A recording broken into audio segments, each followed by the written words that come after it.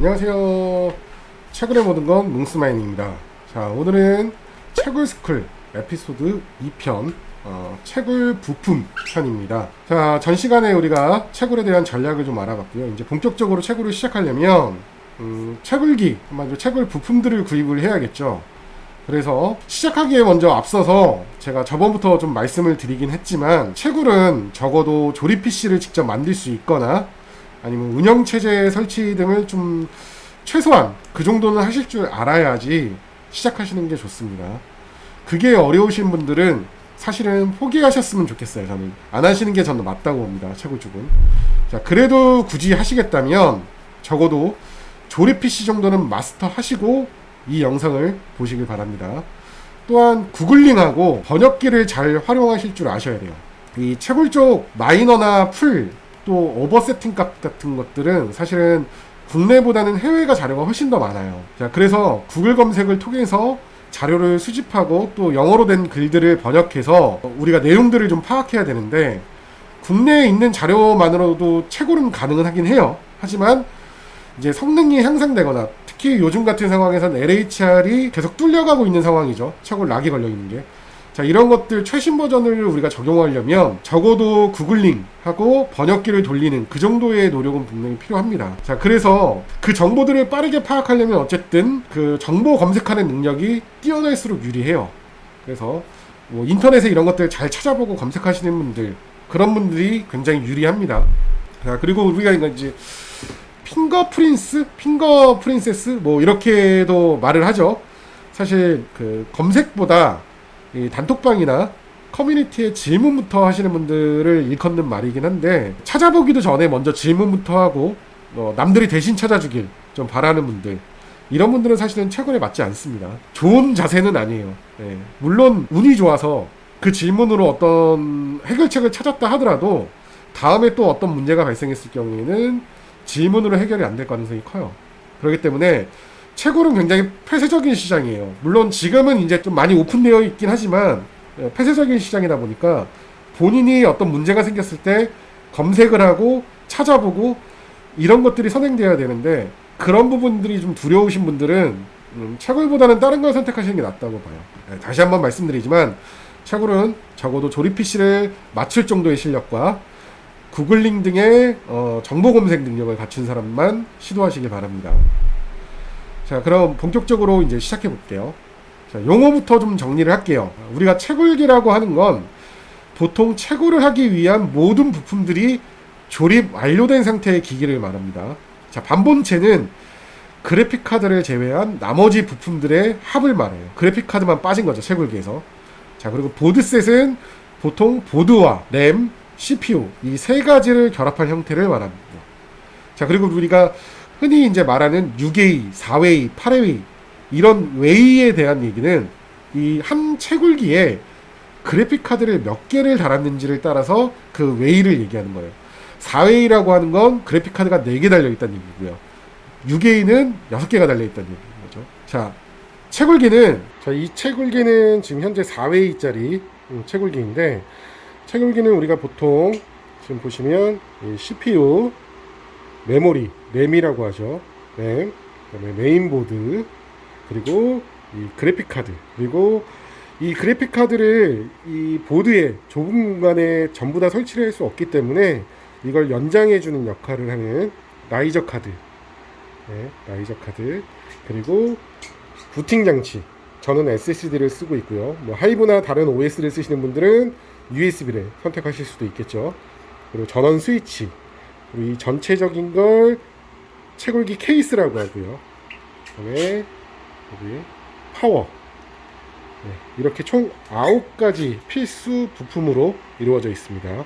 이렇게 필수 9개를 말하며 또 그거에 따라서 그 외에 듀얼 파워 커넥터라든지 파워를 2개 쓸 경우에 또 이제 발열을 잡기 위해서 쿨러를 좀 더 쓴다든지 이런 부가적인 장치들이 존재합니다. 자, 필수 장치만 해도 이 9개이기 때문에 오류 발생에 대한 경우의 수도 상당해요, 사실은. 자, 때문에 우리가 이제 채굴의 시작과 끝은 안정화에 있다고 해도 과언이 아닙니다. 자, 하나의 현상에 총 9가지의 부품 중 무엇이 문제인지를 알아야 돼요. 자, 그렇기 때문에 이 변수가 굉장히 다양한 거죠. 그리고 소프트웨어적인 문제까지 결합되면 더더욱 복잡해집니다. 이제 윈도우 문제라든지 드라이버 문제라든지 이런 것들.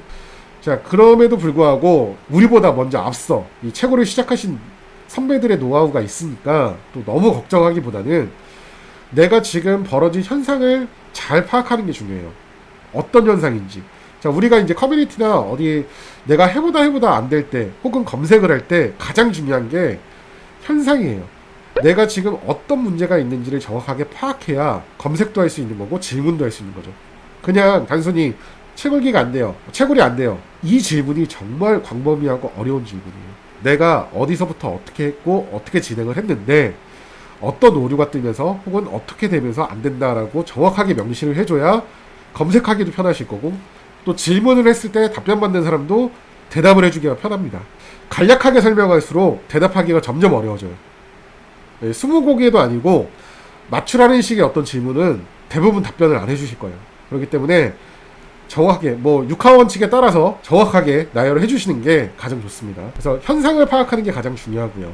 자, 그리고 이제 그럼 채굴기의 이 총 9개의 부품들 중에서 자, 오늘은 이 보드셋, 보드와 CPU, 램에 대해서 여러분들하고 같이 한번 얘기를 먼저 나눠볼까 합니다. 자, 보시면 제가 이렇게 메인보드를 준비를 하나 했고요. 자, 이 메인보드라고 하는 건 이제 마더보드라고도 불리기도 하고요.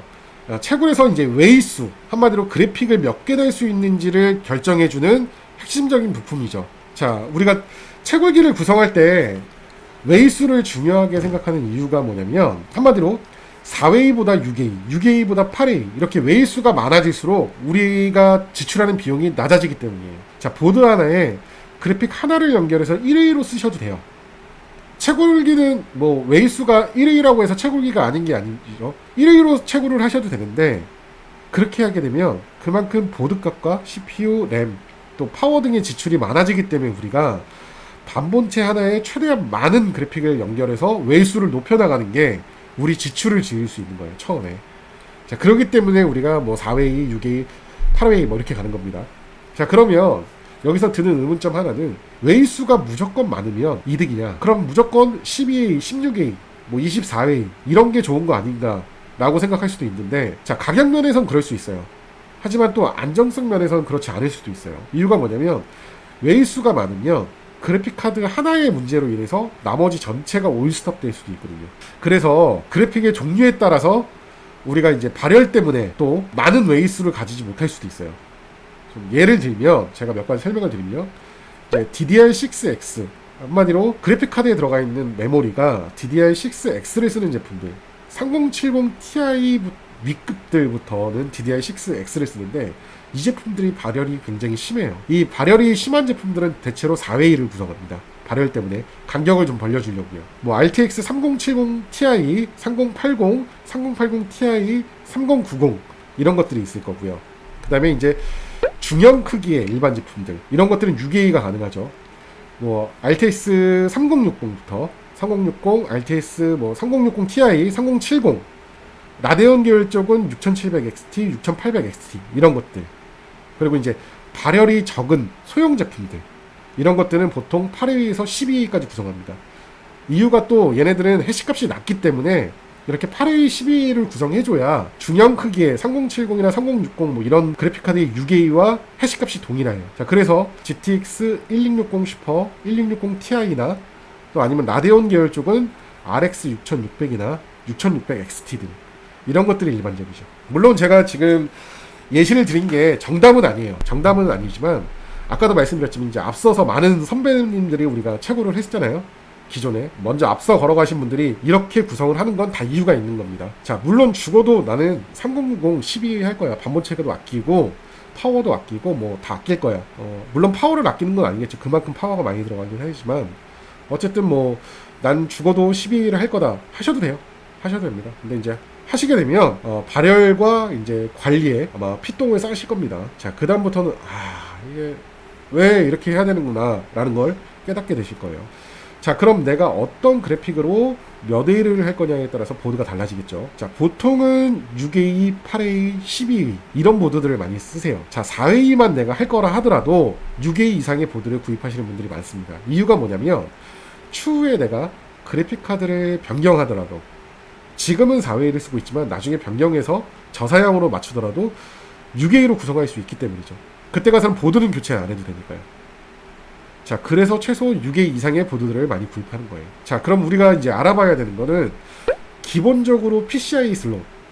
그러니까 한마디로 여기 보시면, 자, 이 보드를 보시면, 자, 이 슬롯들을 우리가 PCI 슬롯이라고 해요. 자, 그래픽 카드를 꼽을 수 있는 슬롯인데 이 슬롯이 총 6개가, 자, 이 제품도 보시면 요거 조그만 거부터 하나, 둘, 셋, 넷, 다, 그다음에 끝에 6개, 이렇게 6개가 있어요. 자, 6개 꼽을 수 있는 보드를 알아봐야겠죠. 근데 사실은 요즘에는 뭐 3A, 4A 되는 보드에도 이 스플리터라는 게 있어요. 하나를 꼽아서 4개로 찢어지는 스플리터가 있는데 이런 걸 써서 6A, 8A를 만들기도 하는데 그 내용은 여기서 다루지 않을게요. 그것까지 하면 더 복잡해지기 때문에. 그리고 또 안정성에 대한 부분도 얘기가 있어서 그 부분은 나중에 또 한번 다뤄보도록 하겠습니다. 그래서 일단은 우선 보드를 구하시는 방법은 신품과 중고가 있을 거예요. 중고는 AS가 대부분 없을 거고 신품은 AS가 있을 거고요. 또한 직구도 하나 방법이죠. 자, 신품이지만 AS가 안 되는 게 직구일 거고요. 대신 가격은 그만큼 차이가 다 있을 겁니다. 자, 각자의 선택에 맞게 보드를 구하시고, 보드셋을 아예 통째로 구하셨다면 상관이 없겠지만 따로 구하실 경우 같은 경우는 이제 보드의 스펙을 봐서 그거에 따라서 CPU와 램이 결정되죠. 자, 그래서 따로 구하실 경우에 보드의 스펙을 어떻게 봐야 되는지를 좀 설명을 드릴까 해요.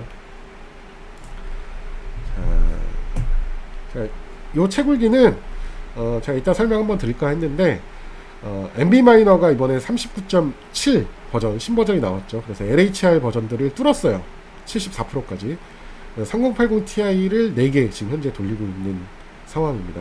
해시값이 이렇게 나오고 있고요. 잘 나오죠. 에브가 제품이에요. EVJ 제품이 확실히 FTW3인데 좋죠. 확실히 잘 나와요.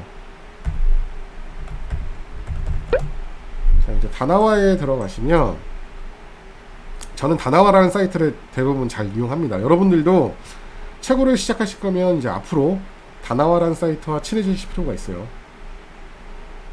자, 우리가 이제 흔히 채굴 지금 현재 신품으로 나오는 대부분 6A 보드들이 중고밖에 없는데 현재 6A가 가능한 신품 보드가 있어요. 자, 그 보드를 예시로 한번 해볼게요. 게이밍 K-프로. 자, 이 보드부터, 자, 이렇게 보드를 보시면 이 간략한 상세 설명, 여기서부터 먼저 볼까요? 간략한 상세 설명에도 보면 대부분 여기서 나와요. 여기 보시면 PCI 슬롯 6개, 이 6개가 된다고 나와 있잖아요. 그러면 일단은 슬롯은 6개가 있다는 얘기입니다. 이게 5개, 4개가 있다면 애초에 6A가 되지 않는 거예요. 자, 이걸로 1차적으로 검색을 해볼 수도 있죠. 여러분들 보드를 찾으실 때. 자, 들어가서 제품 상세 정보에 들어가시면 여러가지 것들이 나오는데 먼저 이 내용들을 좀 볼게요.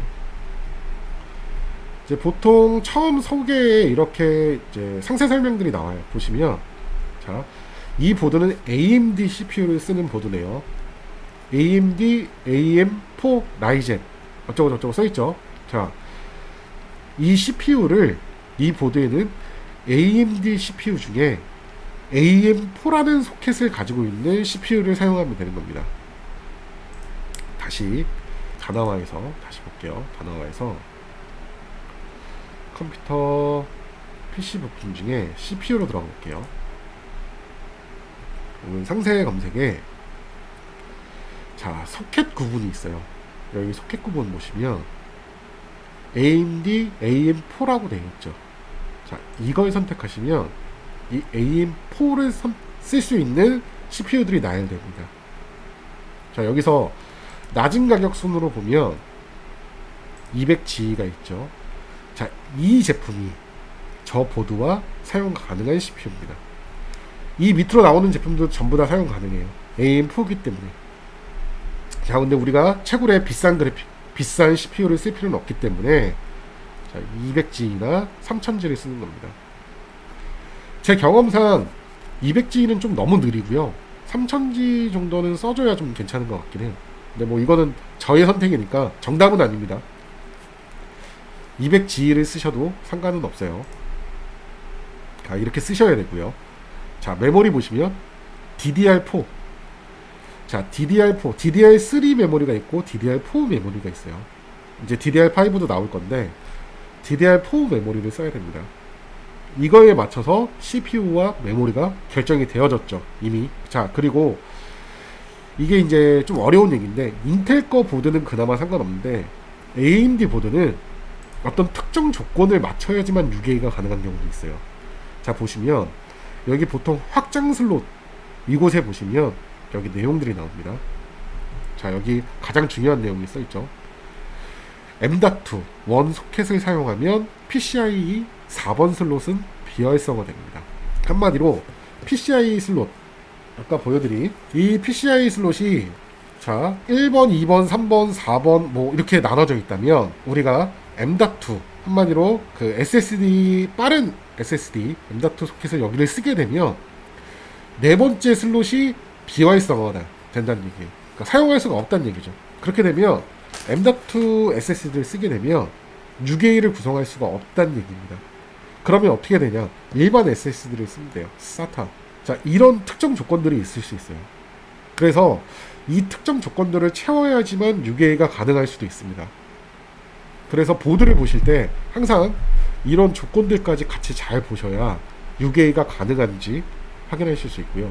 이게 너무 어렵다, 잘 모르겠다 라고 하시면 사실은 땡글이나 아니면 다른 커뮤니티, 저희 단톡방도 마찬가지지만 6A가 된다고 알려진 모드를 구입하시면 돼요.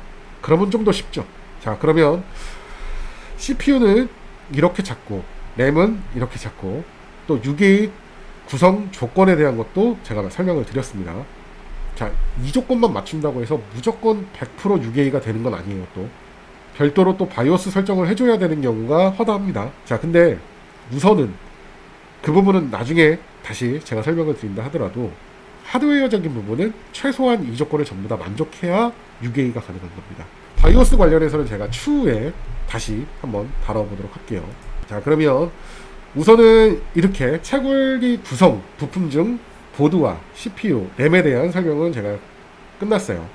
자, 여기서 좀 더 깊게 들어가면 CPU의 레인수와 보드 또 PCI 칩셋 레인수나 이런 것들을 좀 더 알아볼 수는 있는데 자, 그 부분은 심화 과정으로 남겨두고 오늘은 자, 여기까지 제가 하도록 하겠습니다. 자, 그러면 여러분들 오늘 내용을 정리를 하면 채굴기 부품은 총 9가지의 핵심 부품과 별도의 추가 부품들로 구성된다. 자, 두 번째, 웨이는 한마디로 웨이수는 채굴기 한 대당 들어가는 그래픽카드의 개수를 말한다. 자, 3번, 보드가 몇 A를 지원하는지와 또 그 보드에 맞는 CPU와 램을 상세 설명을 통해서 잘 보고 구입을 해야 된다. 자, 이 세 가지입니다. 오늘의 핵심력. 자, 여러분들 어떻게 오늘은 좀 제가 쉽게 이렇게 좀 풀어내려고 했는데 여기까지는 다들 이해가 가셨나요? 또 어떤 분들한테는 이게 너무 초보적인 내용이라 사실은 뭐 다 알고 계신 내용일 수도 있으나 그래도 또 그분들한테도 다시 한번 처음부터 짚고 넘어가는 그런 시간이 되셨으면 합니다. 자, 오늘은 여기까지 할 거고요. 제 방송이 도움이 되셨다면 좋아요와 구독 또 알람 설정까지 부탁드립니다, 여러분들. 저희 단톡방에도 많이 놀러와 주시면 좋고요. 자, 그럼 여기서 마무리 짓도록 하겠습니다, 여러분들. 다음 에피소드 3편으로 다시 찾아뵙겠습니다, 여러분들. 안녕.